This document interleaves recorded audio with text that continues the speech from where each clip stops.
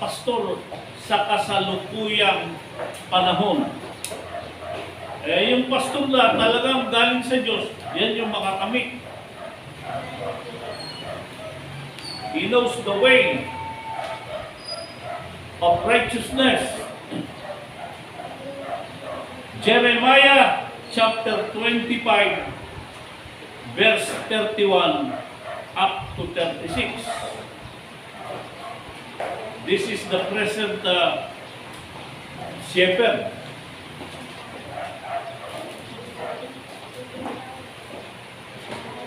Ang ingay ay darating hanggang sa wakas ng lupa, sapagkat ang Panginoon ay may pakikipagpunyagi sa mga bansa. Siya'y papasok sa paghatol sa lahat ng tao. Tungkol sa masasama ay kanyang ibibigay sila sa tama, sabi ng Panginoon. Hanggang 36. Ganito ang sabi ng Panginoon, ang mga hukbo, narito, kasamaan ay mangyayari sa bansa at bansa, at malakas na bagyo ay matawag mula sa kahuli-hulihang bahagi ng lupa. At ang mapapatay ng Panginoon sa araw na iyon ay magiging mula sa isang dulo ng lupa hanggang sa kabilang dulo ng lupa. Sila'y hindi tataghuyan o dadamputin man, o ililibing man sila'y magiging dumi sa ibabaw ng lupa. Kayo magsiangay, kayo mga pastor, at kayo magsihiyaw, at kayo magsigumor sa amo.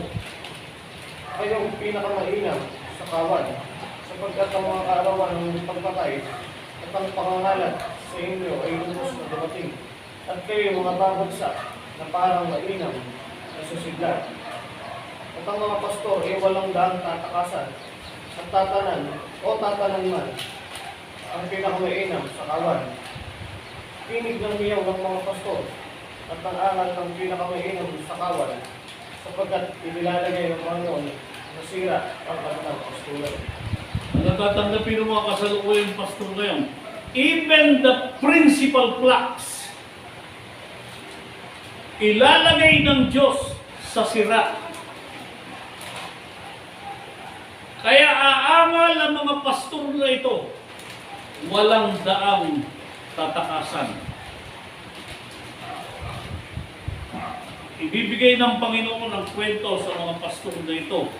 Chapter 23, verse 1 and 2.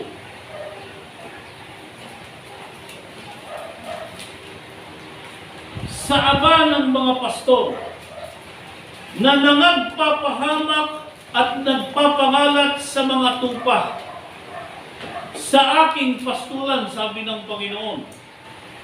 Kaya't ganito ang sabi ng Panginoon ng Diyos ng Israel laban sa mga pastor na nagpapastol ng aking bayan. Talagang bayan ng Diyos yung pinagpapastulan. Inyong pinangalat ang aking kawan, inyong iniligaw sila. Hindi ninyo sila dinalaw. Narito, dadalawin ko sa inyo ang kasamaan ng inyong mga gawa, sabi ng Panginoon. Kaya ang mga pastor sa kasalukuyan, walang daang tatakasan. In the times of slaughter, darating yung araw ng patayan, mga kapatid. And I know that you are ready to face that. Nasa inyo na yung susi ng buhay na walang hanggan. Hawak na ninyo yan. Kaya alam na ninyo ang gagawin pagdating ng araw ng paghatol. Itong mga pastor na ito, even the principal flocks, walang magagawa. Yung maraming mga miyembro, walang magagawa. Sabi nga ni Isaias, maghawak-hawak man kayo ng kamay, magkakawatak-watak kayo. But the little flock, magiging 1,000, at ang 1,000, magiging 7,000, at ang 7,000, magiging isang matibay na bansa.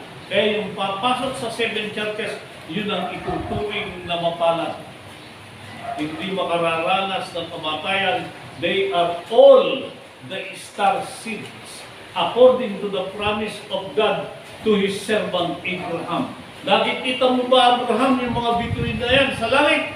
Ganyan karami ang magiging lahi mo.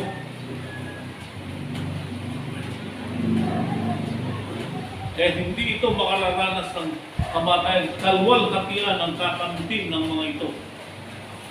Chapter 12, verse 10 ng Jeremiah. Sinira ng maraming pastor ang aking ubasan. Kanilang niyapakan ng paa ang aking bahagi. Kanilang ginawa ang aking mahalagang bahagi na ilang nasira. Yan ang mga pastor. Sa kasalukuyang panahon, walang alam sa magaganap. Akala they are faithfully serving the God of heavens and the earth. Dahil nakakapaghikayat sila ng mga tao. Pero yung mga tao na nananatiling bulag sa katotohanan, nananatiling buhay sa kasalanan, hindi ito ang iglesia ng Panginoon. Ang iglesia ng Diyos, walang kapangyarihan ang kamatayan. 10:21 ng Jeremiah. Sapagkat ang mga pastor ay naging tampalasan. For the pastors are become brutish. Animal or hayop. Sa English, brutish yung nakalagay.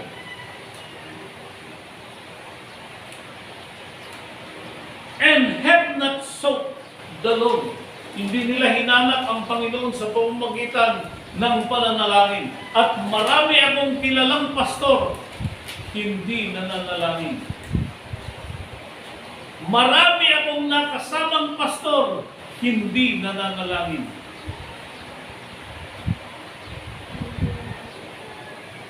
Brutis pala ang tawag ng Panginoon doon.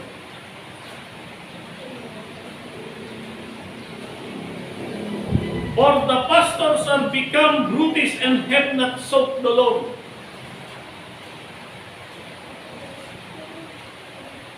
Hindi tumadalangin. Kaya ang mga anak nito, hindi anak ng Diyos. Kung saan-saan galing ang kanilang mga miyembro. They are not really the children of the living God. Anak sa labas. Hindi bigay ng Panginoon. Hindi dumadalangin eh. Hindi talaga ibinibigay ng Panginoon sa mga pastor. Narito ako at ang mga anak na ibinigay sa akin ng Panginoon sa kalwal-hatian. Ito yung tunay na pastor at anak ng Diyos. Kaya pag hindi anak sa kalwalhatian, they are not really the children of the living God. They are the children from without, mga anak sa labas. Isaiah chapter 56 verse 9 up to 11. Pakibasa niyo.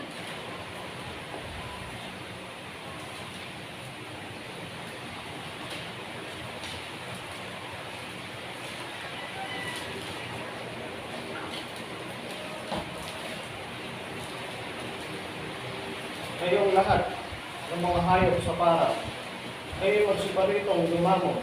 Oo, kayong lahat. Kaya hayop ang tinukoy ng brutis kasi. Hayop.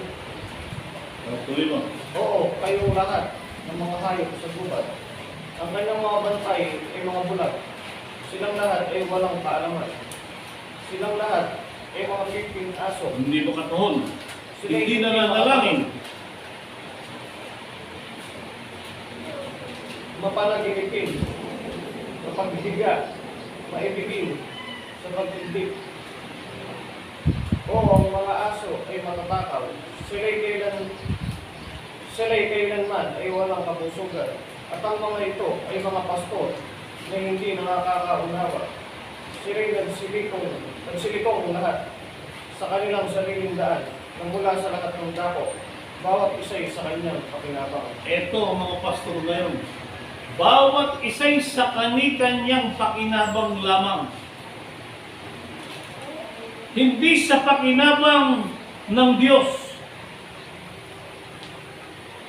Para ang tao'y hikayating may takot sa Diyos. Itong mga pastor ngayon, hindi nananalangin, mahilig matulog, maibigin sa pag-idlip, mapaghiga. Hindi nananalangin. Ano ang pag-asa ng kanilang mga miyembro kung ang pastor ay hindi idinadalangin ang kanyang mga tupa? Kaya sa iglesia na ang pastor ay hindi galing sa Diyos, they are all mixed up. Halo-halo ang miyembro.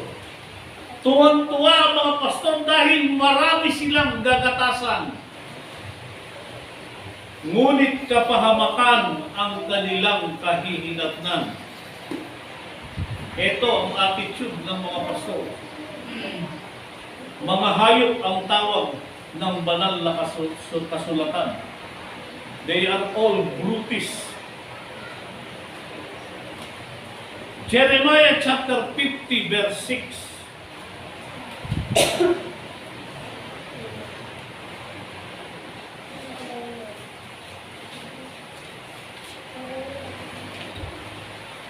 Ang aking bayan ay naging gaya ng nawalang tupa. Iniligaw sila ng kanilang mga pastor.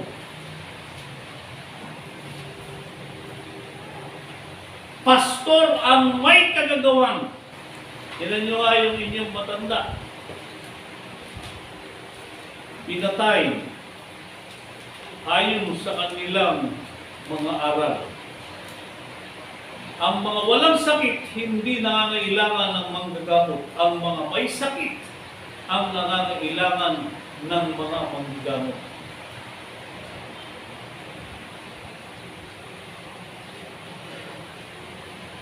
Iniligaw sila ng kanilang mga pastor. Binibigyang puri ang mga miyembro na pakikinabangan sa gatas. Verse 44. Letter B. Sapagkat sinong gaya ko, sinong nagtakda sa akin ng panahon, sino ang pastor na tatayo sa harap ko to say something, Lord, mission accomplished. Walang tatayong pastor sa harap ng Diyos, pagkat lahat ay mandaraya. Iniligaw ang lahat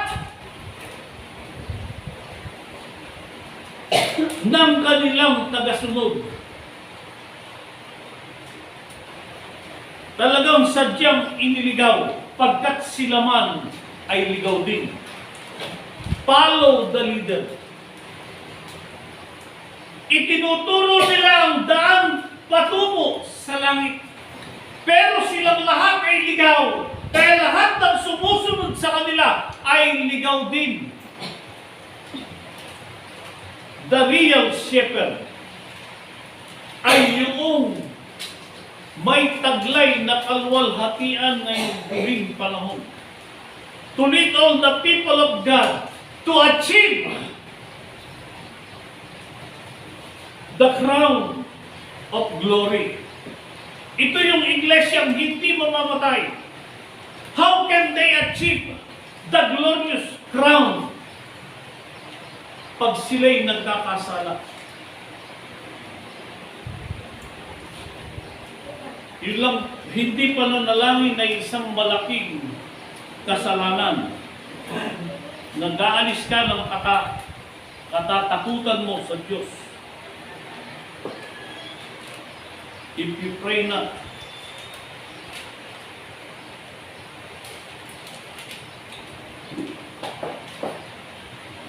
chapter 22, verse 22.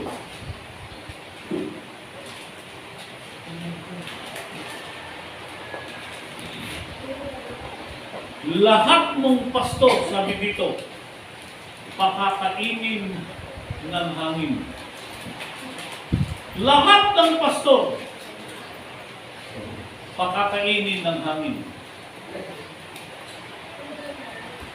Zechariah chapter 11 verse 3 and chapter 10 verse 3.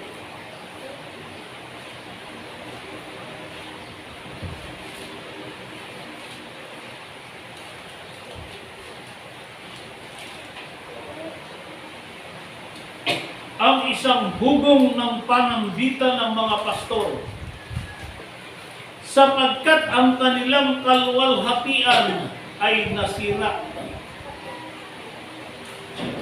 Chapter 10 verse 3. Ang aking galit ay nag-aalab laban sa mga pastor.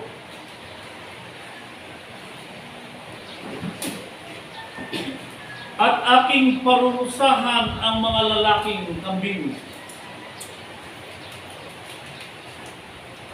Yan ang magiging problema ng mga pastor ngayong huling panahon. How? Paano silang makalalapit sa Panginoon? Lahat ay may pananagutan, kaya huwag hangaring maging guro ng ilan sa inyo, sabi ng Panginoon. Hindi ngayon matalino ka, hindi ngayon kaya mong magsaliksik ng salitang ito.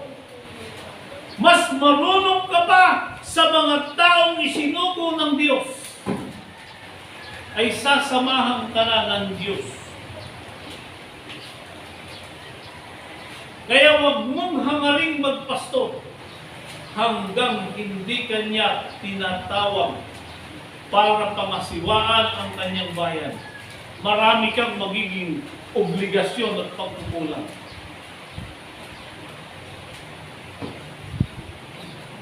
Kaya ito yung mga palatandaan.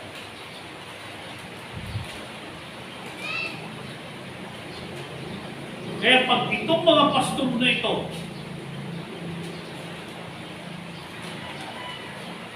ay lumapit na sa Panginoon,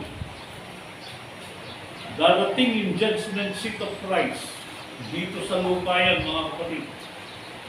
Uupo ang Panginoon sa Sion. Hahatulan ang lahat. Lalagay niya sa kaliwa yung kambing, sa kanan yung mga matuwid. The right, in His right hand, the righteous people. Paghihiwa-hiwalay na niya ito. Merong isang nagpapasturo ngayon. Marami rin itong nadaya. He claimed that he was the Christ. And God sent the message to him. Ito sabi niya. Dahil yung mga anak din ito ngayon ay hindi galing sa Diyos. Ganito ang sabi ng Panginoon, chapter 22, verse 30 ng Jeremiah. Isulat ninyo ang lalaking ito na walang anak. Binata ito. Lalaki na hindi giginhawa sa kanyang mga kaarawan. Pagkat walang tao sa kanyang angka na giginhawa pa na nauupo sa luklukan ni David. He sit the throne of David. He sit upon the throne of David till now and claimed that he is the Christ.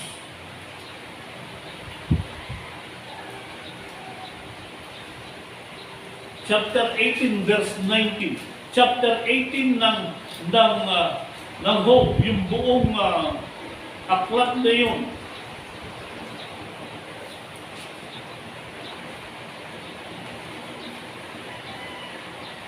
lahat ng anak nito ay walang pupuntahan. Verse 19, siya'y hindi magkakaroon kahit anak, ni anak man ng anak sa gitna ng kanyang bayan, ni anumang lalabi sa kanyang pinakipamayanan.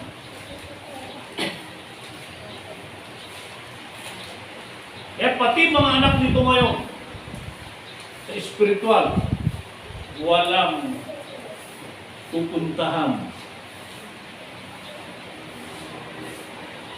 Lahat ng mga anak ng pastor ngayon, anak sa labas.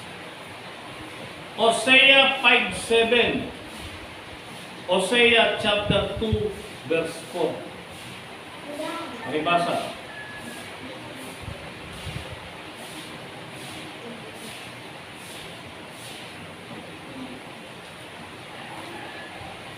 Sila'y nagsigawa ng paglililo laban sa Panginoon. Pagkat sila'y nag-anak ng ibang mga anak, lalamunin nga sila ng mga bagong buhay, 10 na kanilang mga parang. 2:4.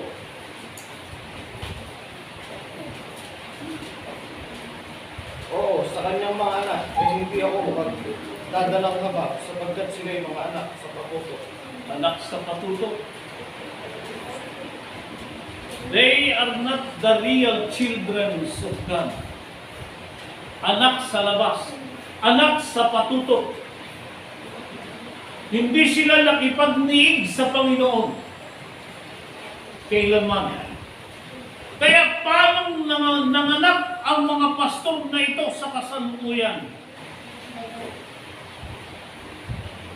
How can they say before the God of Israel and say something, Lord, mission accomplished, they are your children? Paano nilang masasabi ito? Hindi nagdaan sa Panginoon. Hindi nagdaan sa pananalangin. Ang Diyos ang magbibigay ng mga anak sa kaluwalhatian. Yes, sa panahon ito, sa panahon na ang tao'y haharap sa hukuman ni Kristo, the judgment seat of Christ, hindi doon sa langit, dito sa langit, sa lupa, gaganapin yun. Kaya pagbubukod mo ko rin ang tupa at kambing, ibubukod dito ang mga kambing, palalayasin. In the book of Matthew chapter 7, verse 21 up to 23. Hindi ang bawat nagsasabi sa akin, Panginoon, Panginoon, ay papasok sa karya ng langit, kundi ang gumaganap ng kalooban ng aking Ama na nasa langit. Marami ang magsasabi sa akin sa araw na iyon, Panginoon, Panginoon, hindi baga nagsipang hula kami sa iyong pangalan? Sa pangalan mo'y nangagpalayas kami ng mga demonyo. Sa pangalan mo'y nagsigawa kami ng maraming gawang makapangyarihan.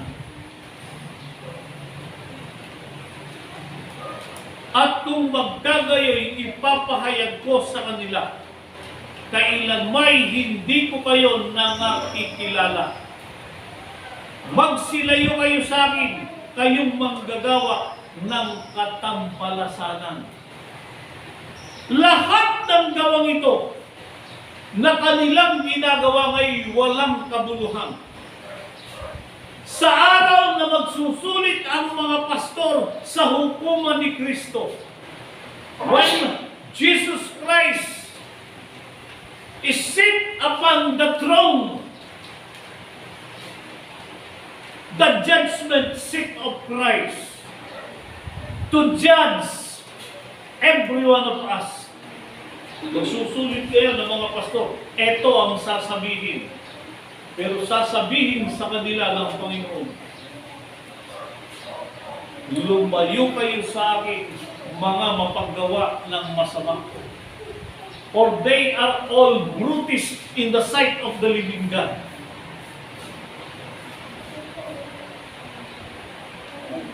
iniligaw nila ang kanilang mga tagasunod. Pagkat hindi nila kasi alam ang daan. At hindi sila makararaan sa daan ng katwiran. Pagkat walang makasalanang dadaan sa daan ng katwiran kailanman. Kabubwalan ito ng masama. Kaya yung may kasalanan, hindi po pwedeng dumaan sa daan ng katwiran. Lahat ng mag-aalis lamang ng kasalanan. Ito yung totoong pastor. Ito yung dapat maging karanasan ng mga pastor. Kaya lahat ng pastor ngayon, lahat ng may calling ngayong huling panahon, dadaan sa prosesong ito. Before God sent them in many different places all over the world. Ito yung proseso. Not only the chief shepherd, but even the followers of him, dadaan sa prosesong ito. John chapter 10, verse 11 up to 18. Ako ang mabuting pastor. Ibinibigay ng mabuting pastor ang kanyang buhay dahil sa mga tupa. He prayed every one of them and asked to God His guidance to all of His followers. Talagang may panahon sa pananalangin itong pastor na ito to pray the blood of God. Ang nagpapaupa, the hireling pastor, at hindi ang pastor na hindi may-ari ng mga tupa, nakikitang dumarating ang lobo. Pinababayaan ng mga tupa, tumatakas at inaagaw sila ng lobo at pinangangalat. Siya'y tumatakas sapagkat siya'y upahan. Walang pakialam ang upahan. Hindi pinagmamalasakit ang mga tupa. Ako ang mabuting pastor. Nakikilala ko ang sariling akin. At ang sariling akin ay nakikilala ako. Dahil lahat sila'y bigay ng Panginoon. Kaya sa mga ibibigay ng Panginoon, lahat ng papasok dito, Isaiah 52. Hindi na papasok ang dituli at marumi. Hindi papasok ang may taglay na kasalanan. Lalabas lahat itong mga ito. Gaya ng pagkakilala sa akin ng Ama at ng sa Ama ay pagkakilala ko. I have the courage to say that I know my Father. 1 John 3:6. Marami ang nagsasabing nakikilala ko ang Diyos. Pero kapag ang tao na nagsabing kilala ko ang Diyos at mayroon siyang taglay na kasalanan, dinadaya niya ang kanyang sarili. 1 John 3:6. Ang taong nagsasabing kilala niya ang Diyos at may kasalanan siya, hindi niya totoong kilala ang Diyos. Only the sinless man ang nakakakilala sa Diyos. Ibinibigay ko ang aking buhay dahil sa mga tupa. Mayroon akong ibang mga tupa na hindi sa kulungan ito. Sila'y kailangan din namang dalhin ko at kanilang diringgin ang aking tinig. Sila'y magiging isang kawan at magkakaroon ng isang pastor. Isa lang ang pastor ng isang kawan ng Panginoon. Ang pastor na ito ay kalwalhatian.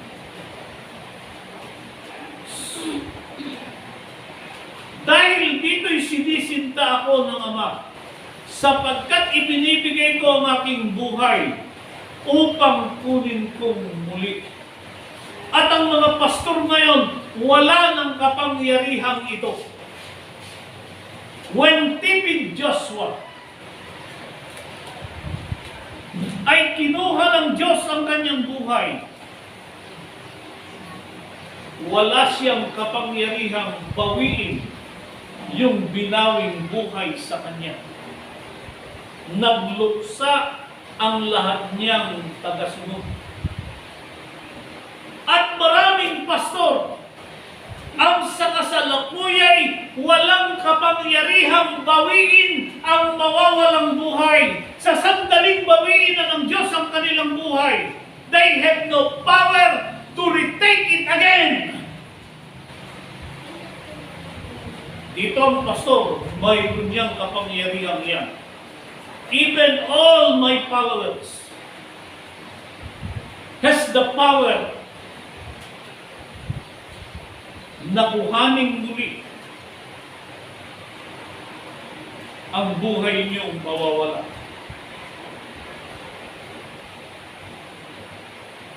Sino may hindi nag-aalis sa akin ito, kundi kusa kong ibinibigay when I gave my life to the Father as a living sacrifice. Nang tanggapin ito ng Diyos, naranasan ko ang kamatayan. At ibinigay niya sa akin yung kapangyarihang bawiin ito sa pamamagitan ng salitang ito na nagbibigay buhay.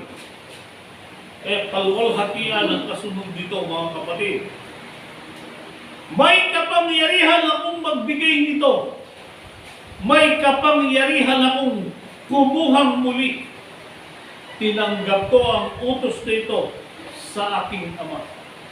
And also you have the power to take it again. Pag nawala ang inyong buhay, hawak na ninyo ang kapangyarihang ito. Sa sandaling dumating ang araw ng batayan, you have the power to retake your life. Kaya Jesus Christ is the only Savior of our lost soul. Mawawalay kaluluwa nyo isang araw sa araw ng batayan. Babawiin nyo yun. Because you have the power to retake it. Alam na ninyo ang gagawin nyo. Walang iglesia na mayroon nito. Only this church has the power